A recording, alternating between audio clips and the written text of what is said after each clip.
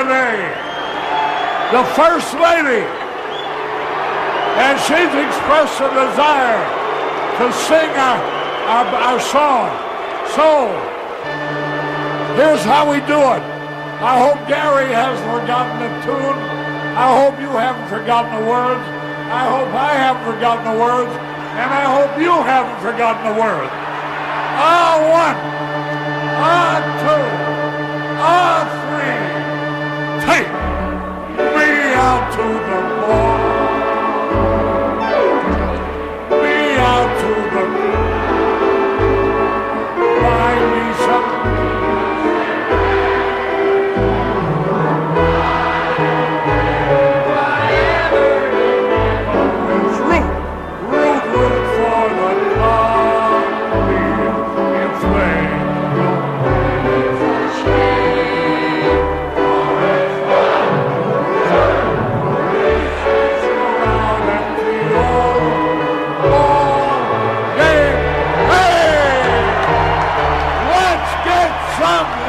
From WBRN Radio and on the Boston Red Network. The title of our episode, Baseball's Opening Day 2019. This is a very interesting program here that we are bringing to you on our channels, All About Sports. It'll be on All About Sports. And we'll also have a March Madness program on All About Sports of the Final 8, something to that. We're working on a title. We'll get it there. But on that note, baseball's opening day opened on the same day as March Madness. They have selected 4 teams to go to the Final 8, so to speak, and it overshadowed baseball. Baseball being, of course, America's pastime. It has been the pivotal sport for many years. Most people in my age remember baseball. Baseball was the big enchilada, so to speak. Not trying to parlay DJ Trump here and his enchilada or whatever he had for Cinco de Mayo. Anyway, that would be a bad joke, and it's not some joke we would make. But being that baseball was as American as apple pie, in the early part of the 19th century, we had it in the 30s, and of course through the Depression. In the 40s, there was a break taken for World War II, or the Great Patriotic War, whatever you want to call it, and then we were back to business as usual. In the 50s, it was very, very big. And in the 60s, now the NFL came alive in the 60s with a Super Bowl I that was played in Green Bay. Was it played in Green Bay, Wisconsin? I believe it was. Vince Lombardi and his and the pack was, as they say, there. For that particular Super Bowl, and it was that's the one Kansas City won. Kansas City was a powerhouse at the time. It was the old AFL versus the NFL. They had not merged at that particular time. But people went to baseball games. It was a very, very popular sport. In New York, you had the Dodgers, the Yankees, and later you would have the Mets and the Giants. Let's not forget the Giants. They were all in New York. The Giants and Dodgers moved to Los Angeles and San Francisco, respectively. And you also at one time had various teams from what was then called the Negro League. And we'll, as we finish up the predictions and this ceremony here from the Society for American Baseball Research, SABR, Effie Manley. Effie Manley was selected in the National Baseball Hall of Fame. She's the only woman in there. and she was born in 1897 in, in the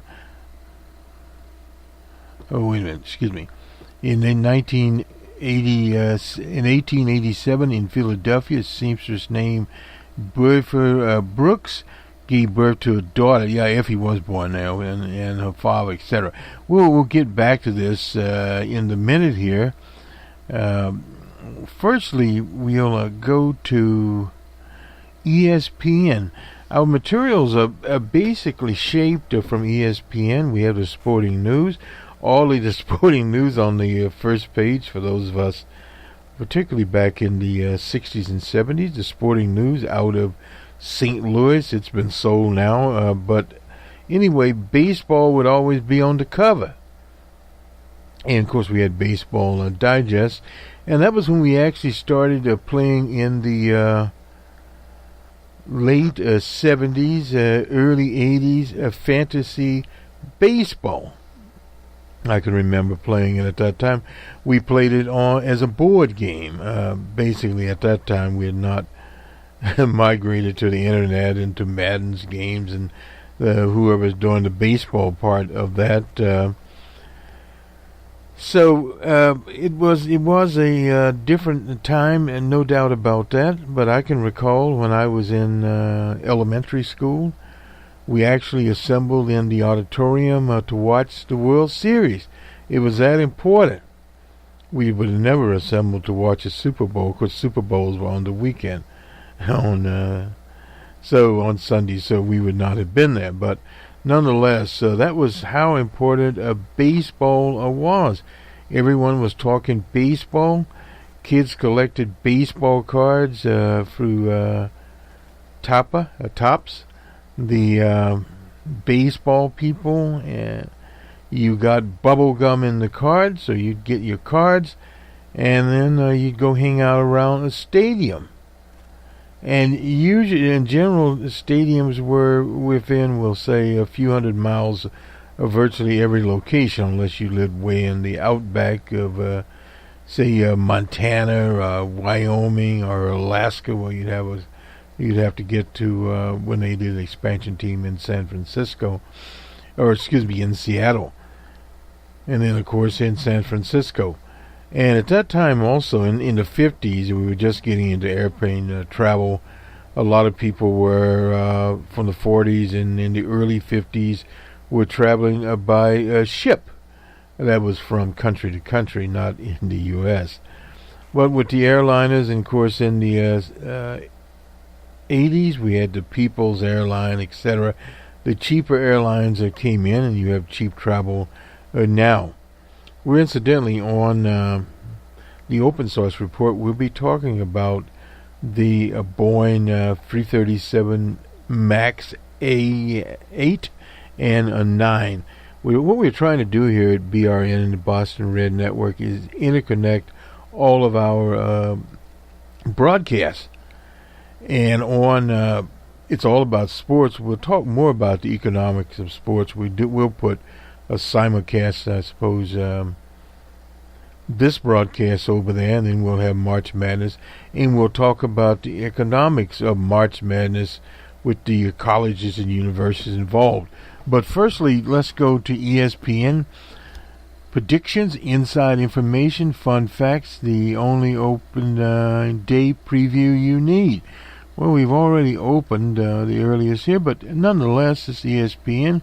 Whether you are a diehard fan who is counting down the days until a new season begins, or someone who waits until opening day arrives to get excited, the return of baseball is something to celebrate.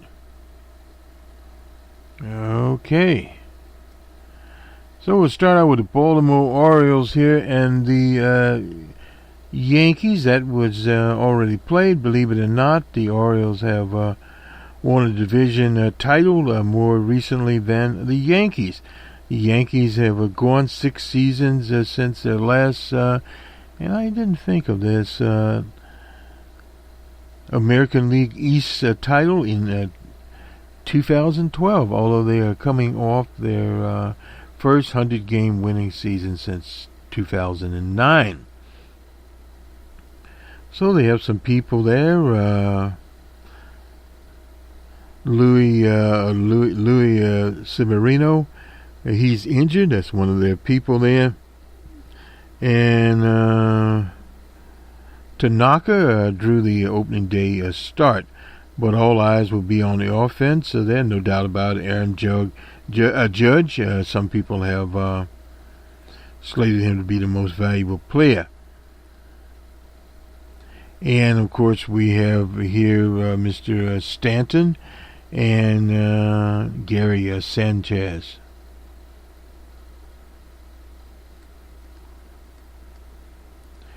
And these are reflections on some of the writers here. Doolittle, the state of the Orioles after a nice 5 years run of winning seasons that peaked in at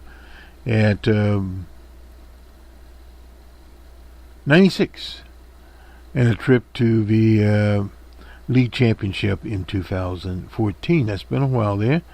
And the franchise, worse, was 115 losses in 2018. Didn't do very much in 2018. The Orioles pitching in a nutshell is, let's see, who do we have here?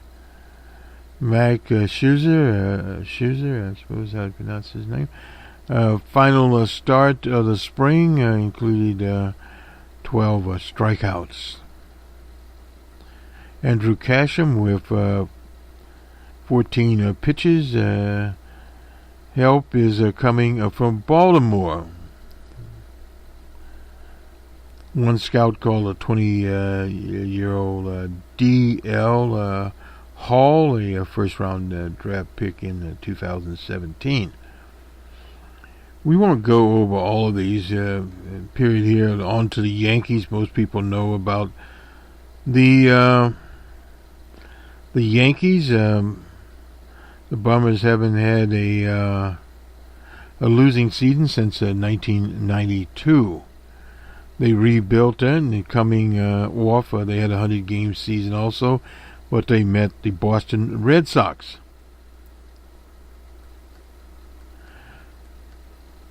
So they have Aaron Hicks is injured, Greg Bird and Luke Vogt are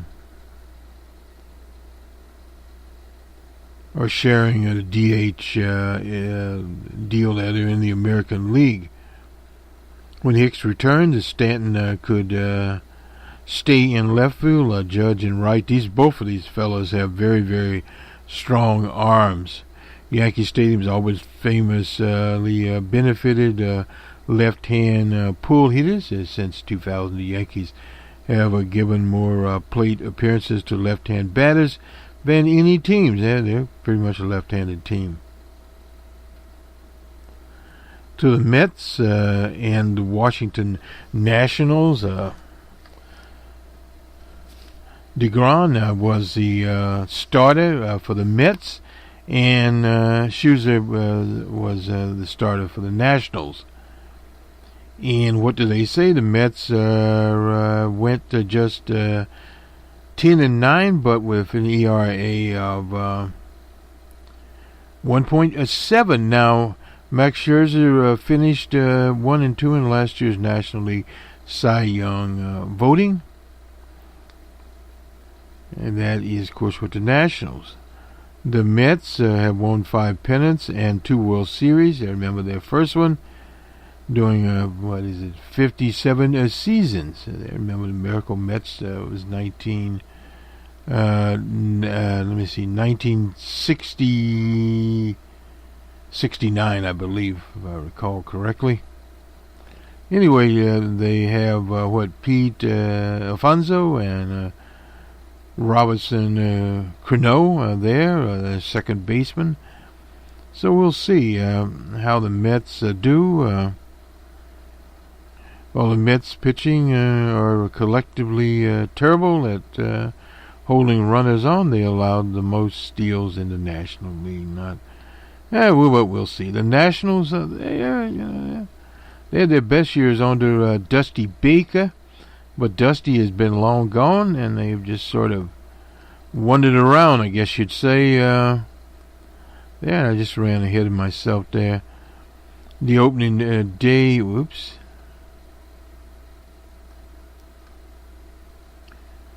For the Nationals, of course, Bryce Harper is long gone. He's in the city of brotherly love now. Alex Bergman, let me see. He was 6 just. Wait a minute, hold it. This is Adam Easton. Anyway, if he can stay healthy. Staying healthy is the key to all of these teams. We hear predictions at the start, but for those at this mic, we see the second half of the season is usually the most important, because you can have star pitchers and star players injured. Now, yes, the first half, opening day, sets the tone. In some of these races it does, in some of them it does not. There was a remark today that we tuned in to the Cardinals and Texas, and it was he said it was good for the Cardinals to be playing on a warm day. It was in Texas. It was 72 degrees. Now, the first game we tuned into was St. Louis at Milwaukee. Now, that was not too warm a day in old Milwaukee. Paul Goldschmidt is now, the Cardinals now have him. He was MVP candidate.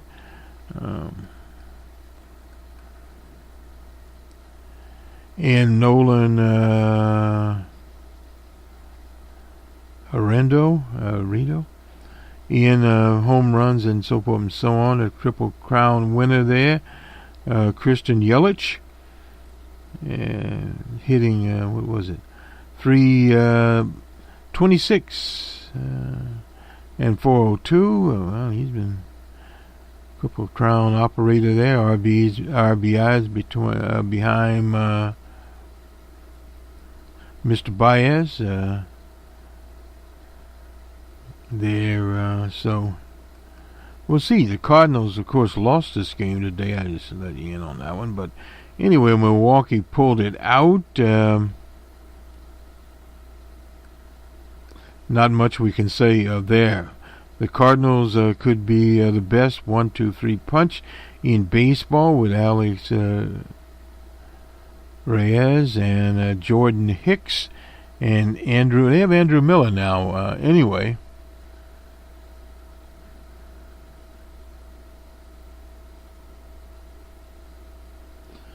He appears to be, this is Diaz, he's listed at 175. He appears to be about 50 pounds more than that, so that would be 225. I'm not sure how tall he is, but who knows. Anyway. And the Cardinals balanced the plate appearance with Harrison Binder and Marcel Ozuna. Dexter Fowler now is a very interesting person. He used to be the glue of the Chicago Cubs. And our take is, when they lost Dexter Fowler, the Cubs lost the glue of their offense and defense there when we left. But sometimes you don't know. We'll get to the Cubs later here. The Brewers, the Brewers have a young team and managed to wrestle the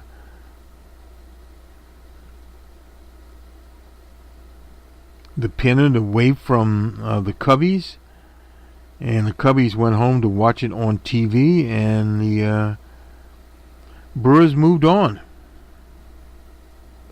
But they were just not enough to take on the Dodgers. Now here, the prediction was that the Cardinals would win this game and the Brewers would lose 4-2. Atlanta and Philadelphia. I'm going to start rushing this along a little bit more here, but Philadelphia, of course, you heard JT Romulo, and Andrew McCutcheon. I didn't know he was there. He used to be a Pirate. And Gene Segura and David Robinson and Aaron Nolan.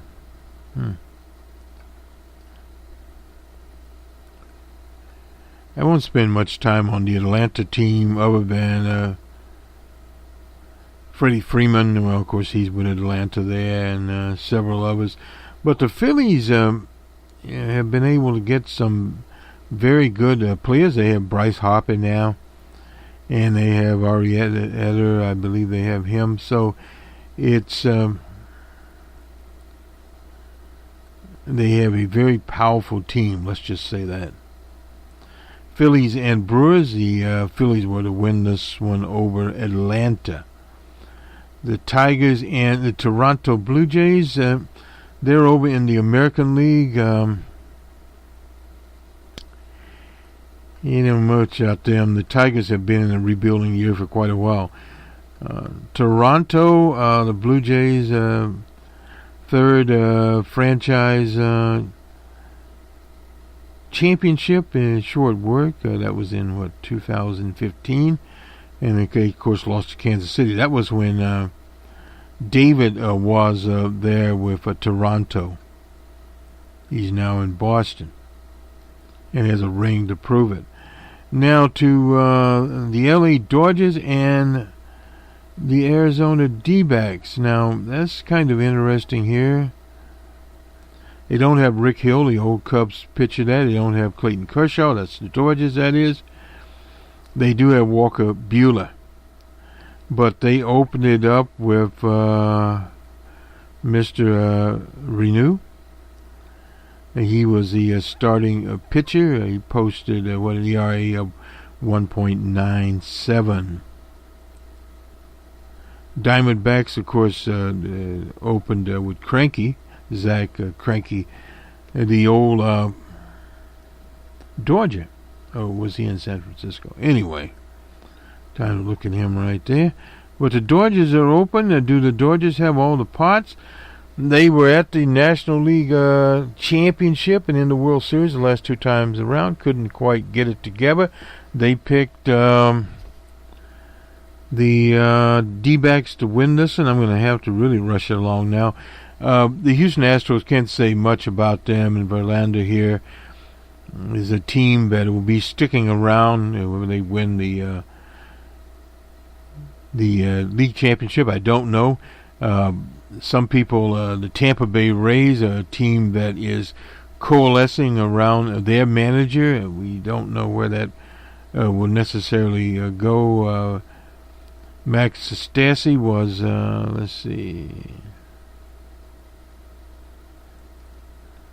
was baseball's best framer last year.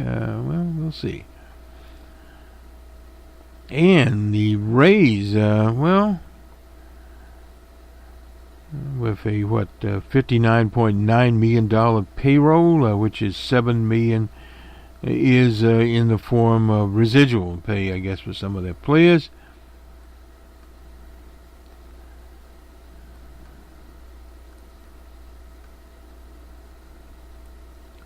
And they predicted the Rays would win over the Astros, the Cubs, and Texas Rangers. Well, we tuned into that one. The Cubs ended up with that game. Chris Bryan, who didn't perform last year as well as could be expected. Addison Russell, he's on suspension. And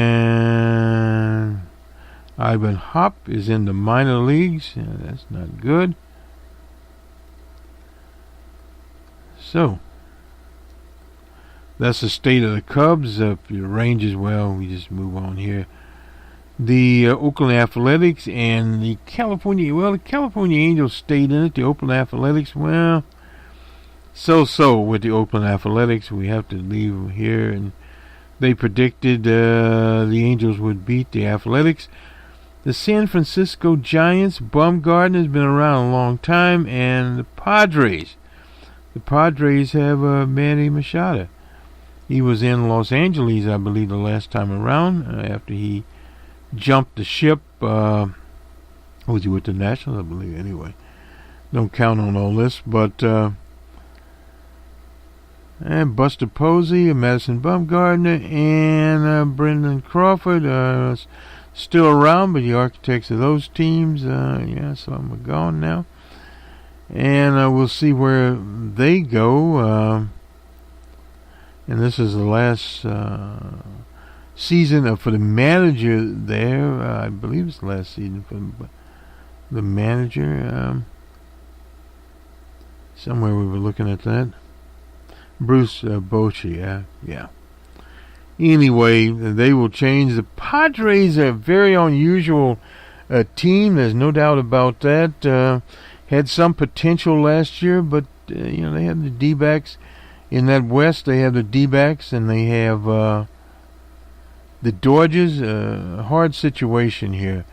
Cleveland, and they are picked by some to win the AL Midwest, I guess Midwest regions or whatever they call it these days. And they started off with Minnesota. I think Minnesota actually pulled that one out. Yeah. But it's a weak division. It's the Midwest division, and let me see who they picked. They actually picked Cleveland to win, and the Twins ended up winning, so that just tells you a little about the prediction mill. The Marlins and the Rockies. Rockies have a very good team, particularly when they're in Denver. DJ LeMahieu departed, and Ryan McMahon was arguably the best hitter in the Cactus League, and so forth and so on. Anyway, they picked the Rockies to beat the Marlins, and I'm going to have to really go on with this. The Royals and White Sox. White Sox have been rebuilding basically since President Obama was in office. He was a White Sox fan. They did win a World Series at that time to the Red Sox and the Seattle Mariners. The Red Sox opened in Seattle. They still have Chris Sale running around there. And basically that is it. Get away with this as quickly as we could. And on to the 2019, I should say, Major League Baseball experts prediction, division picks, playoffs, World Series winner. They really hit it themselves here. This is from ESPN. Will the Boston Red Sox repeat as champions, or will Houston, the Astros in New York, poised to take over the American League? Well, it'll be interesting there to see. What about the Dodgers in the situation there? Their pick in the American League East is the Yankees. They got 16 votes. The Red Sox got 19, and the Rays got 1. Well, the problem is with the Red Sox and Yankees, always a very important, very contentious series there. Any of these teams that could win, we'll see how they get going. Mookie Betts is still going. J.D. Martinez is still around, so we'll see on that one. The Central, actually it was the Central, sorry about that, I said the Midwest. The Central, they picked Cleveland to win, and the Twins low. The Twins supposed to have a better team there. They have a first-time ever manager. Will he be able to do any more than the other managers they've had? Well, we'll see. Sometimes these seller teams, and this is back to the first half, who is healthy, who is not. Cleveland, Cleveland had its best chance when they almost beat the Cubs, and the Cubs went to Cleveland and pulled that one off. Ooh, Cubs fan, what can I say? The AL West, they picked the Astros. They got 28 votes. The Angels got 1 vote. That would probably be very slick to do that. The wild card votes went to the Red Sox. The Red Sox got 17. The Yankees got 12. The Rays got 9. The Angels got 7. The Twins got 5. And the Astros 3. Anyway, in the AL, the NL National League East, the Nationals got 13 votes. The Phillies got 11. and Atlanta 5, and the Mets at the cellar with 2. A little disagreement I have with them. I see, it depends on how the Phillies play, but the Phillies could very well get that one. The NL Central, the Cubs got 12 votes, the Brewers got 10 votes, and the Cardinals, again, they were just bunched up there together. Well, we'll see. The Brewers have a young team. The Brewers beat the Cubs out last time around. Could do it again this time, although I'm a Cubs fan. So we'll have to see what will happen with healthy, well, Chris Bryant, if he's healthy. Chris Bryant was not healthy last year. And on top of that, all kinds of problems. They have Wilson Contreras, and Anthony Rizzo, and Kyle Schwarber. The Cubs will have an elite offense, no doubt about that. And then they have Mr. Darvish pitching, if they can get him healthy and get him out there. In the West, they picked the Dodgers. Well, you'd think that would happen. Last year, the Rockies put up a very good situation, but when you get the Rockies and Padres all in the West, that's kind of interesting. The Rockies, of course, they get you up in Denver, and they can tee off on you.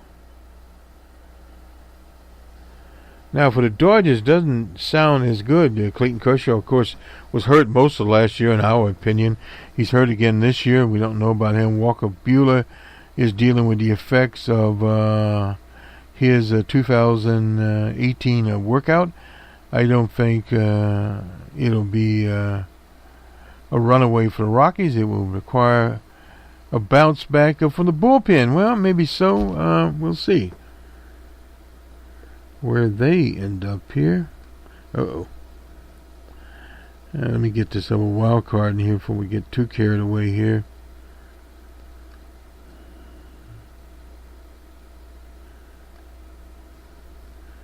And we'll get to the World Series. Well, we got it all going here at once, as one will say. Now, the World Series. Their pick in the World Series is the Astros. And then, let's see, who got votes? The Dodgers, the Yankees, they got 4 votes each. The Red Sox 3, the Nationals 3, and the A's 2, and the Cardinals 1. Why the Astros? It's called Justin Verlander here and Gary Cole. Well, we'll see. And the Yankees, well, you can just, it's Judge. It's all of those combine their pitching. They got some hellacious pitching there, no doubt about that. Corey Bellinger, Cody Bellinger, sorry about that. Corey Seager, Walter Buehler, and Alex Verdugo. Why the Cardinals? Well, they've got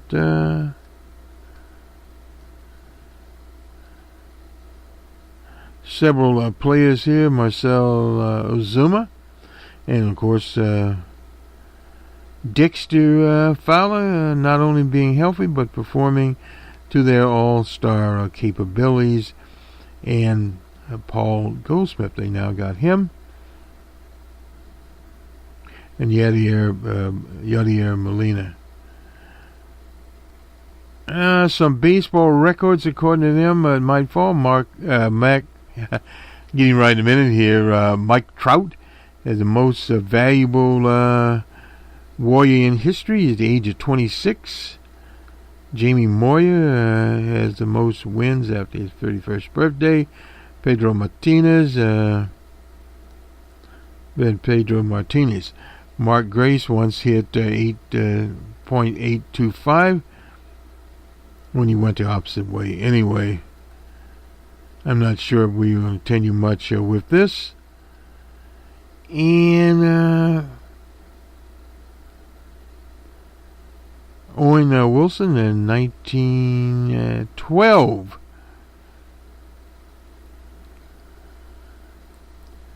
He got 36 triples. Shoeless Joe Jackson, before he threw the World Series there, what did he get? Honus Wagner hit 20 that year. So we'll see. Nobody has hit 24 triples in a season since Wilson hit 20 for just at home in Forbes Field. Oh boy. So will that record go down? Well, we don't know. Owen Wilson really ruined this for everyone, and no doubt about that. And we'll continue that. Let's jump over to the sporting news here. And here we go. Opening day. And these are, I think, some of the scores, actually. We'll give you the scores. Yeah, well, the schedules, opening day. The Yankees did. It was 7-2 over the Orioles. The Mets actually shut out the Nationals 2-0. The Brewers and Cardinals, it was the Brewers 5-4. They actually played in St. Louis. How about they were playing in Milwaukee? Oh, well. And the Phillies were all over Atlanta 10-4.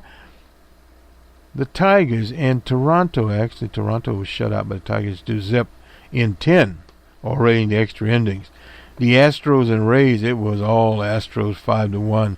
Cubbies, it was all Cubbies over the Rangers. But the Rangers are in a rebuilding year, 12-4 there. The Athletics shut out the Angels. The Singing Cowboy, looking down on them, I guess, or discuss. Anyway, the Reds and Pirates, 5-3. The Reds over the Pirates. The Rockies and Marlins, it was all Rockies, and they were playing in Florida. The Twins shut out Cleveland 2-0. The Padres shut out the Giants 2-0. And it was all Dodgers in Arizona, 12-5 there. The Royals over the White Sox, the Royals 5-3. And the Mariners beat our Red Sox 12-4. In of all places, hard to say that, in the Green Monster. Oh well, it happens sometimes. And if we go to ESPN, just make sure I got this right. Where are we?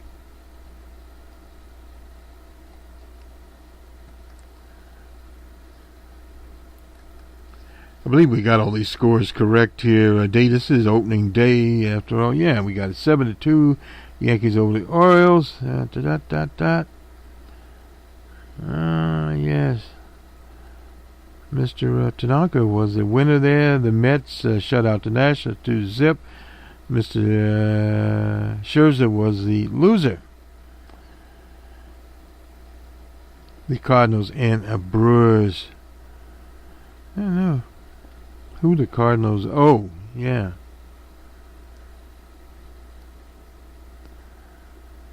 Yeah. Anyway, Atlanta and the Phillies. Who threw for the roof? Oh, wait a minute.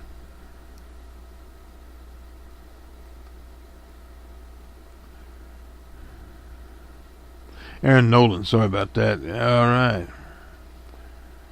Make sure I got that one right there. And let's see here.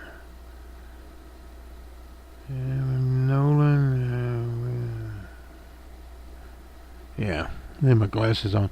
Anyway, in 10, the Tigers and Toronto to zip there. The D-backs and Dodgers. Yeah, that was right. Just going over to make sure I got all these right. Some of the Angels and Athletics, it was the Athletics. The goose eggs up there. The Giants had goose eggs. Yeah. Bumgardner. Oh, man. Well, Madison Bumgardner lost this one.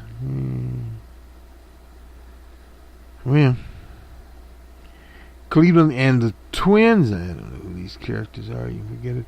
The Rockies and the Marlins. It was Freehan was a winner there. All right, whoever. And the Pirates and Reds in Cleveland. And Kansas City. Oh, whoops. Yeah. over the White Sox. Didn't say who the pitcher was. Oh, well, I guess they had just by committee. And the Red Sox were in Seattle. They were not in the Green Monster. Chris Sales was a loser. Oh, that kind of puts a little bit of a, I don't know what you'd say, in the armor. Not the best thing in the world, but let's go on to Effie Manley. Effie Manley again was the co-owner of the Newark Eagles with her husband Abe, and that was in 2006. A special committee on the Negro League elected her to the National Baseball Hall of Fame for her work as a baseball executive. And as of 2019, she's the only woman in that hall.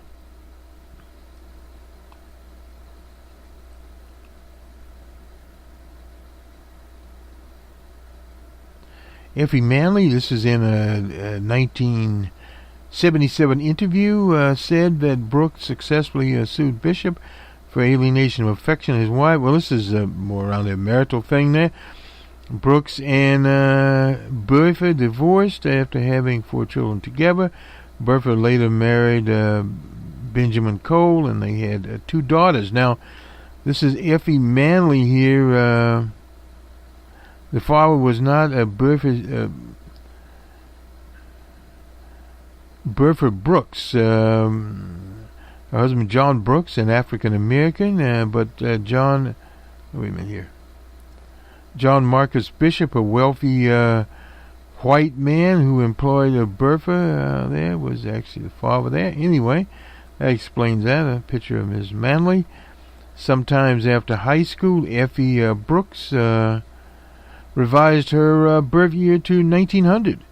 The census records from 1910, 1920 listed the birth of 1897, as did a high school transcript. Anyway, she did marry Eve Manley in 1933. That's the heart of the Depression. Her birth year shifted to 1900. She claimed the birth of 1900 in 1977. Throughout her life, most people who met Effie, including those in the Negro League, believed that she was an African American. Effie grew up in a household with half siblings who were mixed parentage and lived in a neighborhood that had a majority African American population, so many assumed she was African American. As a young adult, she presented herself as white when it suited her for employment opportunities. A lot of people did that. It was pointed out to me by a professor I had about, he was from New Orleans, and said, yeah, people there all the time put themselves off as Europeans where they worked and then returned home to the African American community. It's probably not there. She recalled Bertha clearly told her more than once that she was white, and the 1870 census listed mulatto as a race of both Bertha and her mother. Anyway, I didn't spend much time on this deal here. But Effie Brooks grew up in Philadelphia. She attended Newton Grammar School and graduated from William Penn Central High School. That was in 1916. She moved to New York, where she lived in Harlem and worked in a millinery shop. She began her career in baseball. By 1920, she and her first husband, George Bush, a chauffeur whom she had met in Atlantic City, lived on West 142nd Street in Manhattan. They later divorced in 1932, marked a major change in Effie Manley's life. A baseball fan who rooted for Babe Ruth and the Yankees, as she recounted meeting her second husband, Abraham Manley, at the 1932 World Series. This is our connection with this broadcast. If correct, the two were events hosted by Manley on January 29th, 1932 in Camden, New Jersey, where they met. They were married by the clerk in Manhattan City Clerk in June of 1933. That was on the 15th. Their marriage would last until Abe's death in 1952. After their marriage, the couple moved to Sugar Hill, area of Harlem. And on November the 13th, 1934, the National Negro League owner awarded Abe a franchise, the Brooklyn Eagles. The team played at Ebbets Field. Duty Radcliffe. Oh, these are some of the people that played there. Leon Day, Rap Dixon, Ted Double Duty Radcliffe. He was quite a character from what we understand. Abe Madley may have owned the Eagle franchise, but it was Effie who would soon oversee the day-to-day management of the team. On their first opening day as the Eagles owner on Saturday the 11th of May 1935, Effie brought in the mayor LaGuardia to throw out the first pitch. Figueroa LaGuardia was the mayor there. They named an airport after him. The first pitch, the Homestead Grays taunts the Eagles 21-7. Epi recount: I never saw so many home runs in my life. I went home in the third inning and had my first drink of whiskey. The team ended the season in sixth place of 8 teams. The next season, Manley purchased the Newark Dodgers, combined the rosters of the Brooklyn Eagles, and relocated to Ruppert Stadium in Newark, New Jersey. The Manleys worked to improve the management of the league, and in March of 1936, the owners elected Abe Manley vice president, and the next year as treasurer. Initially, Epi worked behind the scenes with Abe and completed much of the work for the league. She moved into a more active and public role as the owners meeting in 1937 in Philadelphia. She suggested changes on how to improve the league. Like Abe, she suggested that the league operate more formally. They were operating kind of informally at one time. In 1938, the Manleys moved to an apartment at 55 Sunset Street and office at 101 Montgomery in the 3rd Ward of Newark. In 1941, they purchased a 3-story house, and won't go into all where they purchased the house, but anyway, they were firmly in Newark. In addition to her work in baseball, she was active in support of civil rights and supported numerous charitable endeavors. She organized boycotts against businesses owned by whites who would not hire African Americans in any position other than that of elevator operator.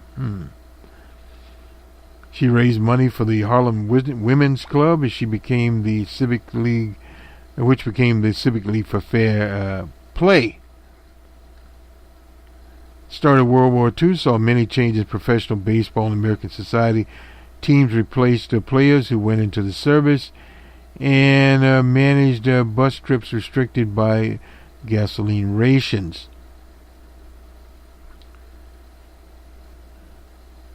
In 1946, it took 7 games for Newark Eagles to defeat the Kansas City Monarchs, a very important team in the Negro League under apartheid. It became the league's champion, managed by James Biz McKee. For the second time in 1946, the team ended the season with a record of 56 24 and 3. The home attendance for the Eagles was the best, 120,000. The Manleys' profit for the season was $25,000. A lot of money, I suppose, in that time.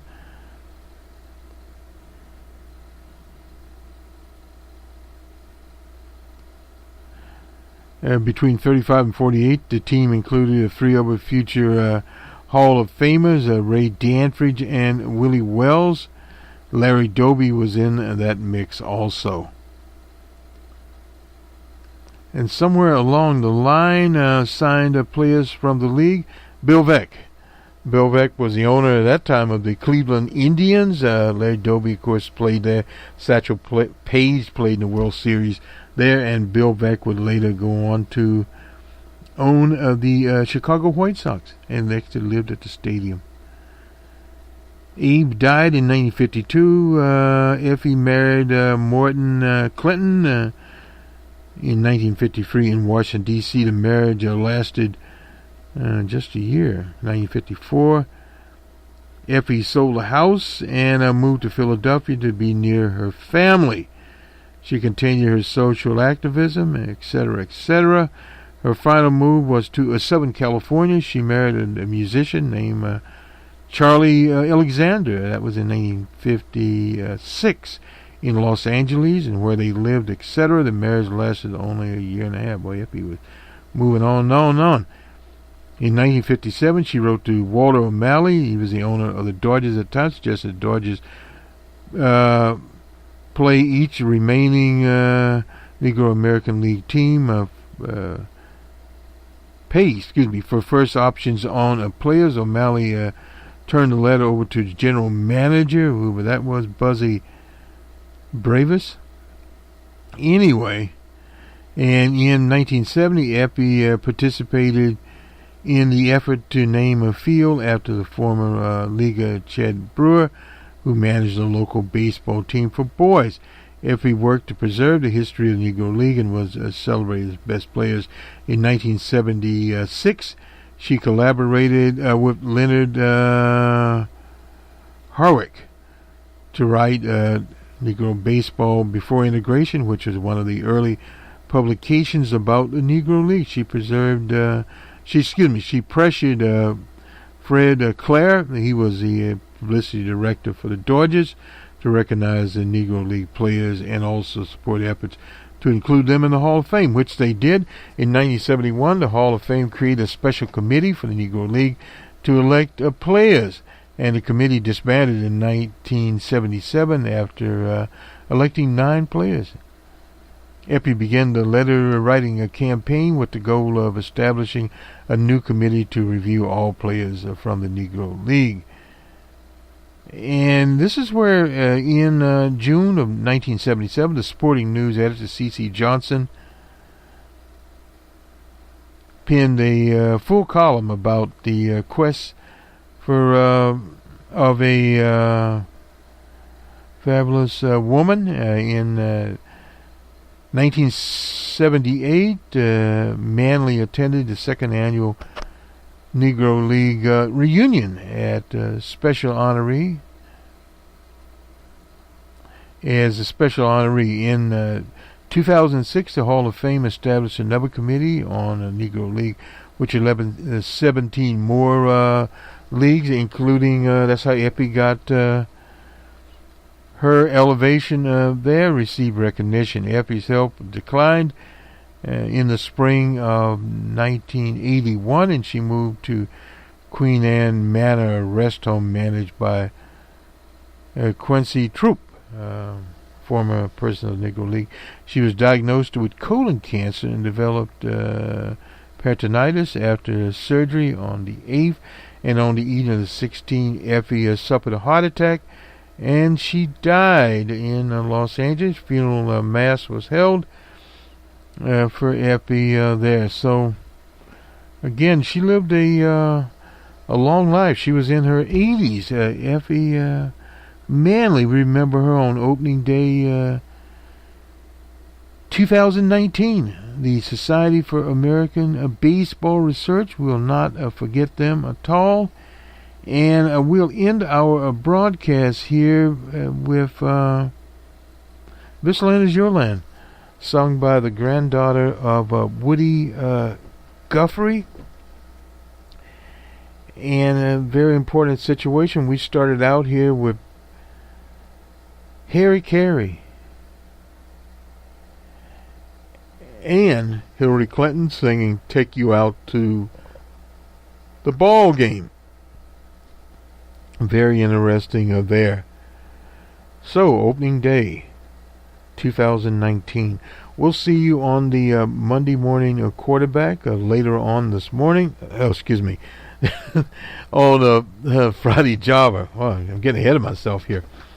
Anyway, we'll get you on Friday Java, and we'll have more on March Madness, and we'll put this as the premier baseball program.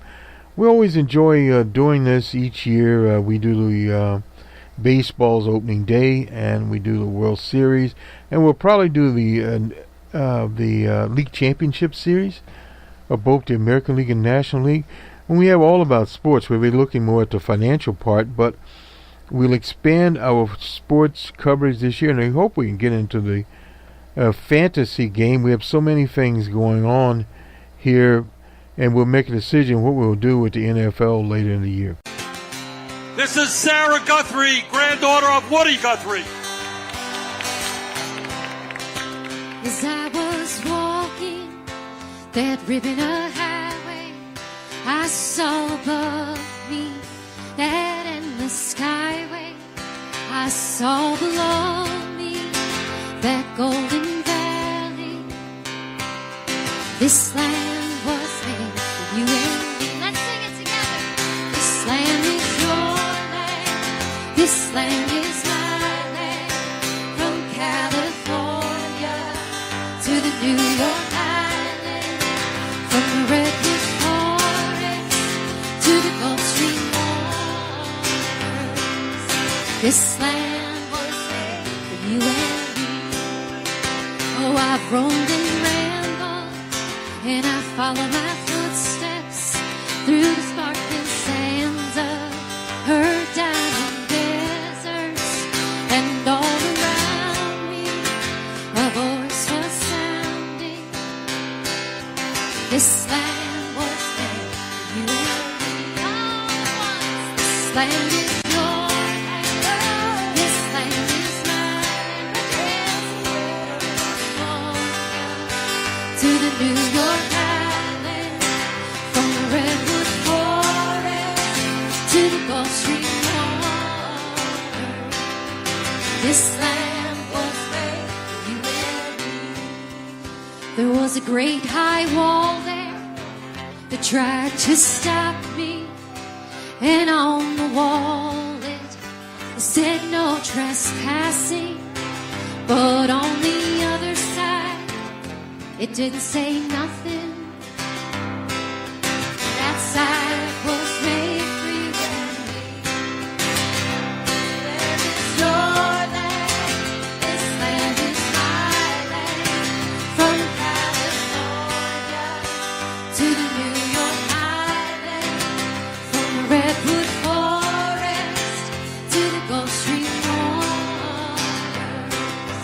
This land was made for you and me.